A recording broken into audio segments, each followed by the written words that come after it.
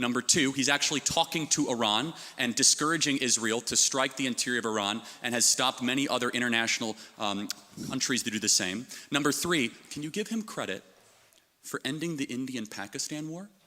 Both of them said he didn't do that. Well, hold on a second. Let's go back. No, that's important. Russia, Ukraine. Hold on, that's important. Can I speak now? Yes, but the Indian-Pakistan thing, you got to go deeper than that. Let's go in order. Is a peace summit where the main person in question, Russia, doesn't show up, is that a success, Mr. Kirk? I'm not even sure. Is that a success? Tough debate at Cambridge. Well, let's continue with this video.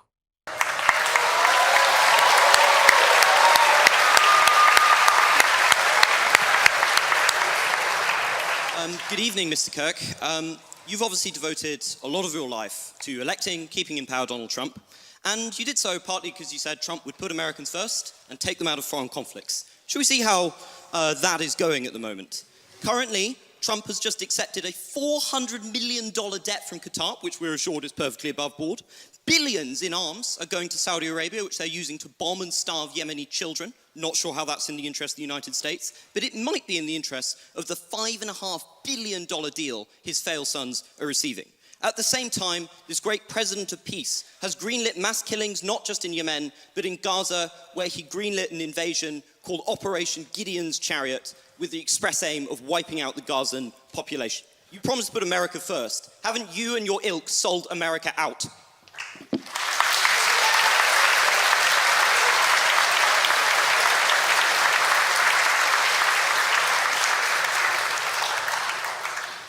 No.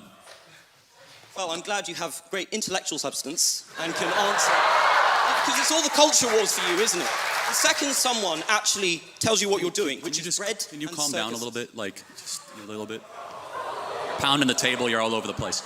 No. You want me to go piece by piece? Or would you like me to talk slower? I think you can... Number one, Donald Trump is convening a peace deal between Russia and Ukraine. Joe Biden gave them armaments. That's going well, isn't it? It's going well. Can you not interrupt me? Well. I allowed you to talk uninterrupted. You're famous for not interrupting. Yeah, I haven't interrupted a single person here today. Can I speak uninterrupted, actually? Okay. He is convening a peace deal between Russia and Ukraine. I believe we will see an end to that war.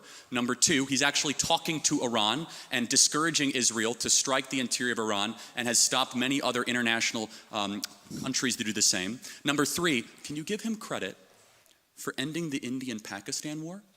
Both of them said he didn't do that. Well, hold on a second. Let's go back. No, that's important. Russia, Ukraine. Hold on, that's important. Can I speak now?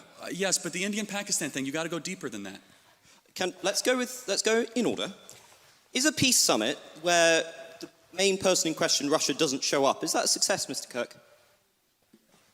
I'm not even sure. I'm not even sure. Is that a success? Well, again, these are ongoing negotiations. And it's a lot better than when your Prime Minister, Boris Johnson, went alongside our Secretary of State, Tony Blinken, to Istanbul and unnecessarily blew up a potential Russian peace deal, which has resulted in hundreds of thousands of dead Ukrainians, one of the great unnecessary wars of the modern era. Donald Trump believes in conversation and police through strength. He has been president for well over 120 to 130 days, and he has already ended a war between two nuclear conflicts of India-Pakistan. He has secured our own U.S. southern border while we were being invaded by foreign powers. And thirdly, he is brokering a potential settlement with Iran that will prevent a major escalation in the Middle East. And finally, it is very difficult, but I believe they'll get it done, that we'll finally see an end to the Russian-Ukrainian war.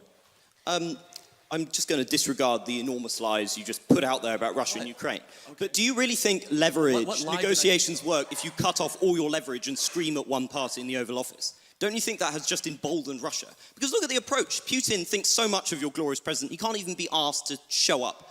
You have elected, or help elect, somebody who is at best an idiot and at worst is deeply corrupt.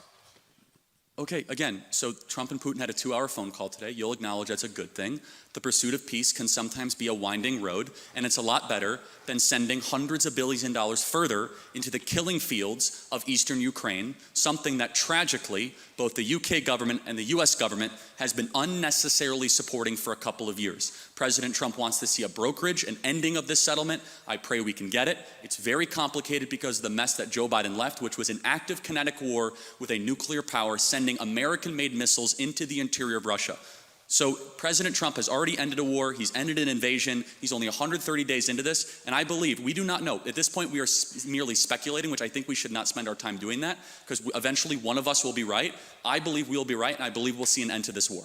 Can we just talk about 100 billion's worth of weapons? Because you dodged my question on what was going on in the Middle East, where Trump has just signed enormous arms contracts with Saudi Arabia and with Qatar. And I noticed you ignored the fact that this might have had anything to do with the blatant corruption going on through the Trump coin and going on through giving the very competent sons of Donald Trump billions of investment from Saudi Arabia and Qatar. This is something that is directly embroiling Americans into conflict, but is importantly killing many innocent people. Those nations have been known to terrorize innocent civilian populations. So if you're coming to me and you're objecting to America selling weaponry, why are you defending shilling for the Saudis? Well, hold on. One is sending weaponry, one is purchasing. Secondly, you do know that the biggest purchase that was announced was commercial airliners, 737, $100 billion. We've heard of Qatar Airways. They purchased $100 billion of commercial airways. You are right, there were some weapons contracts. But I guess the question is, would you rather have Saudi Arabia buy weapons from America or China? I'd rather they not have American weaponry at cut price rates. See, I disagree. Let's talk about Qatar for a second. Okay, fine. Because you mentioned Qatar. You've been talking a lot about Hamas and the evils of Hamas. Can I ask you, who's the main funder of Hamas? Well, the Palestine... State? Well, the West actually funds Hamas. Which state? Well, Iran funds... No. Where are the Hamas leaders? Well, and also Qatar funds Hamas. Yes. It is a combination of international relief organizations. Is this a state we should have a $400 million jet with the President of the United States on it? Hold on. First of all, it was not given to him personally. I understand the optics of it, but it was not given to him personally. It was given to the U.S. government. And under that standard, no U.S. government should ever receive any gifts from any foreign countries whatsoever. It's not given to him personally and not a violation of the... Why is he trying to transfer it to his personal library? He is actually. Okay, again, he sent out You're a lying. statement. This is way too in the weeds. If you want to keep on going we can. It's not in the weeds. It's a fundamental moral principle. Okay, so under that fundamental moral principle then, can you acknowledge, though, that President Trump is getting more done in a less period of time than any president we've seen, while our prior president did not even know what year he got elected? You understand the contrast here? What aboutism again? I'm not a defender of Biden. I'm not saying President Trump is far better than the predecessor. You have to defend the person you spent millions to elect. I will defend every day of someone who ends an invasion. That's all you do, isn't it? Brings down the price of oil, who is revitalizing the American economy, who's brokering peace, who stopped the potential nuclear war, who is bringing Iran to the table and bringing Russia to the table, someone who does not want armed conflicts with the greatest powers of our time. I will defend that endlessly. You are living what are you defending? in a fantasy world of your own creation. So it's quite hard you to can engage say that, with. but then disprove it. Let's check on how Trump is doing in terms of diplomacy. Look, with the war in the Middle East, do you think it was a defensible decision to tell the Israelis you wanted Trump Gaza to agree for Israel to invade the Gaza Strip and to continue to murder thousands of innocent children and civilians in a pointless war? Is that in America's interest? Is that in humanity's interest? Well, first of all, you should know something about Trump. There's something, if you realize with Trump over the last 10 years, he is quite the social media user and uses hyperbolic language at times. But let me ask you, in the conflict of Israel versus Hamas, who's the good guy? I believe both Hamas and the Israeli government are evil, but I think also that there is no justification. Are they equally? There is no justification for the murder and mutilation of thousands of innocent people and children in a futile... Let's zero in on that. There is no justification, Mr. Kirk, for invading hospitals, for bombing innocent populations and dragging out a war which is damaging Israel and the West's security. You've made that point, but... Well, it's not a point, it's a moral truth, isn't it? Okay, yeah. It was also a moral truth that the war started because 1,300 Jews were killed and 200 were taken hostage. And when you declare war on Israel, expect a firestorm in reaction. Let me finish, I let you talk. Israel, at its holiest day of the calendar year besides Yom Kippur and Rosh Hashanah, Samat Torah, the 50-year anniversary of the Six-Day War. On Shabbat, Hamas invaded Israel, deciding to go recklessly to music concerts, to homes, to kibbutzes, and taking 200 plus hostages. They knew what they were doing. In one of the most cloistered urban environments on the planet, 2 million people live in a place where it's impossible to wage war. Impossible. Where they wear civilian clothing, they violate every tenet of the Geneva Convention, and the IDF, when they do something right, they get no credit. When they do life-saving surgeries of a Gazan child, they get no credit. When they drop leaflets, they get no credit. But when they happen to bomb a place where they are operating their military from, which we now know from third-party verified sources, hundreds of Hamas military operations are in mosques, schools, and hospitals. I'm sorry, the country where they were living in relative peace on October 6th, that all of a sudden we had a war, and Hamas started the war. And I don't see people that were really upset about the 2 million Germans that were killed in World War II, civilians. A tragic truth of war is that civilians die. I don't like it, and you don't like it. And they brought it upon themselves. The only operation and entity to blame is the leadership of Hamas, not the Israeli government, for fighting this defensive war after they were invaded. I'm no defender of the terrible pogrom that was launched against Jews on that day. But the justification for the death of innocents cannot be an infinite cycle of bloodlust. It cannot be killing tens of thousands of innocent civilians with a war with no end in sight, people who are not complicit in those atrocities. It cannot be bombing hospitals which children use. It cannot be bombing hospitals in which cancer patients are dying and starving in there. The deaths that have been inflicted, nobody knows the true toll, but somewhere between 50 and 100,000 people lie dead under the rubble. And what is left for Gaza except for to continue to suffer under Hamas? Because it turns out Netanyahu's political strategy has not worked. It has entrenched Hamas within the territories. To be a Christian, I would have thought, Mr. Kirk, would never have involved suggesting that the price for an atrocity must be an infinite cycle of bloodlust, that innocent people and the young population must be killed to avenge some kind of providential quest. How can you call yourself a Christian? Well, you just did. I want to make sure we get our moral clarity straight before we proceed. No one likes what's happening in Gaza. No one with a heart or a soul or a mind likes when kids die. But you must understand who started the conflict so that you could end it correctly. And until Hamas brokers an unconditional surrender, of which they are unwilling to do, they could release the hostages and drop their weapons and their lives would be spared. Instead, they are using children of Gaza as cannon fodder, financed by the Iranian mullahs and dragging the entire world into this conflict. So, I don't even know what we're debating at this point other than I believe that Israel, I believe the facts, Israel was unconditionally attacked on October 7th. They're responding in kind. And I would just ask you a very simple moral question. How should Israel have responded? Not with the blanket carpet bombing of the city, not with bombing hospitals. Of course, some kind of military operation might have been necessary, but not murder on this scale. There is no justification for what is happening with the enormous death toll that is being produced. I really cannot see how you come here and you have the gall to lecture us on Christian morality and then sit here and justify the murder of thousands of civilians. And is it working, Mr. Kirk? Is Hamas dismantled? I've never said that. You just did. Well, no. This is your whole in thing. war, these are called casualties of a war. We're going to need to stop bringing this Again, to a close. I'm not going to justify every military maneuver of a 100,000 person army. Instead, what I will do is I'll be clear that there is a good guy and there is a bad guy. I honestly... Isn't that the morality of a child? Well, hold on. It's interesting you say that, because a child who knows that Israel is the good guy, Hamas is bad, has a lot more wisdom than a student like yourself at Cambridge University. I will be glad that I will not have been somebody who has defended the genocide of the Palestinian people. And I think you will have to reckon one day that you have reckoned with. Interesting. I want to close on this. So can you tell me what African country is currently ongoing a civil war? Believe it or not, I know about Sudan because I'm good. not an idiot. How about what Southeast Asian country has an ethnic cleansing going on right now? Myanmar. Good. And you have strong opinions on both sides? Unlike you, I take an effort to be informed about foreign policy and to come to conclusions. You are a culture warrior. I believe when everything is done, Mr. Kirk, people will see you and the people you've supported as corrupt, as selling the country out to the lowest bidder, and of doing irreparable damage to a country I'm sure we all deep down love. The difference, I think you will have to reckon with that difference one, Mr. Kirk. Is when...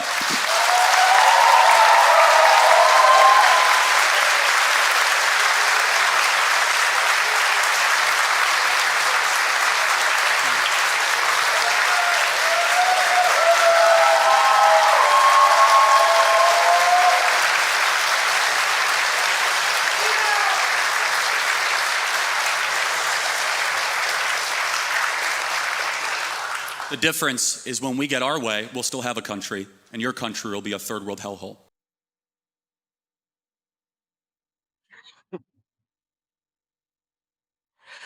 Wow. Do you see it coming? Hmm. This is tough one. A very tough debate. Seriously, both of them have valid point in a sense. If you look at in a sense, the Israel and Hamas war, to be honest with you, like I always says that Hamas were so wrong in a sense for invading Israel in a sense on that October 7 to kidnap people, rape women, kill children, and all those things. You are so wrong.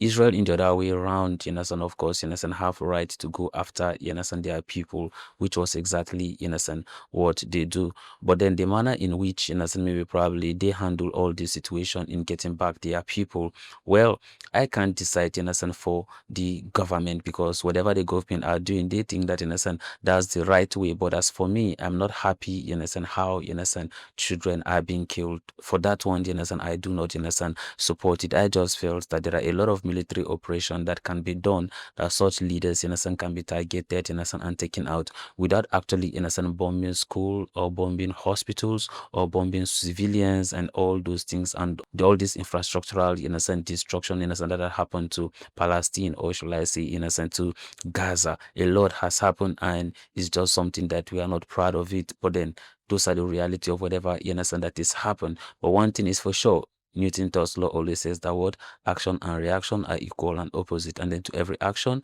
there's an equal and opposite reaction. So looking at President Donald J. Trump, you understand, performance when it comes to its administration and how it be able to like handle things. Well, I could say that, of course, you understand, of course, let's give him credit when it comes to both the India and the Pakistan, of course, you understand, war, because sometimes, you understand, I was so scared and says that these are two nuclear, you understand, power, and then now they are fighting, you understand, each other. What now happen if one of them decide to use this nuclear bomb, you understand, in the other? What will that happen to this world, you understand? So it's a very scary thing, but we just thank God that that has come to an end. When it comes to the Ukraine, you understand, and Russia war, it's a very war that could have been avoided in the first place. The Northern Atlantic, you understand, Treaty Organization, they are not supposed, you understand, to join this is it 29 member, or should I say 30 members, you understand, countries or nation.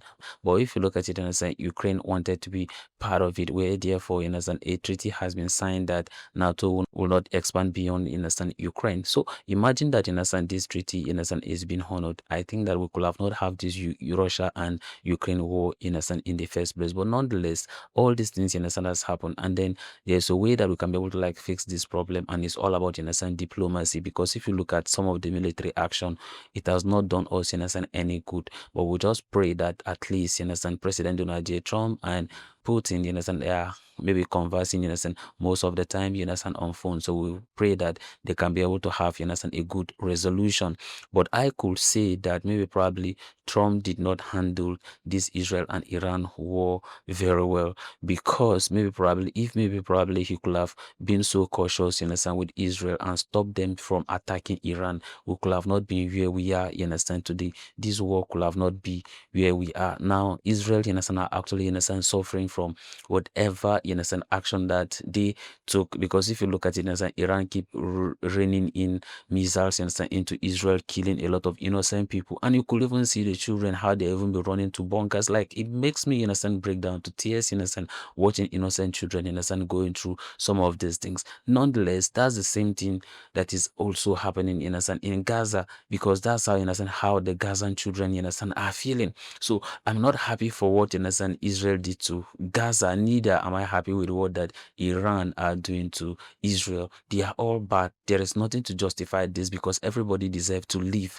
It's okay for people not to believe, you understand, in one another, you understand, culture or principle, but it does not lead to the point that people should just sit down on their own and feel that no, this person does not deserve to live, and then therefore want to take the life of another human being. I just feel that, you understand, this is wrong, and that is what, you understand, the basis of how everything, you understand, transpired. So I just feels that if Trump could have not support Israel, Israel could have not attacked Iran in the first place. So if you understand, maybe probably Trump, you understand, support Israel, that's why they did what they did. Then I think that Trump was just wrong, you understand, on that, because you understand they are not supposed to do so. You can accuse people of having a particular thing without actually having full evidence if they truly have it or not, and then therefore went on, you understand, attacking them. And then if you look at it, you understand, as human being, you understand that you are killing. You are subjecting, you understand, people to this kind of thing. It is bad. Why should somebody wake up, you understand, in a day and feels that no, another person should not live? So I will be like, you understand, Israel were so wrong, because Israel, you understand,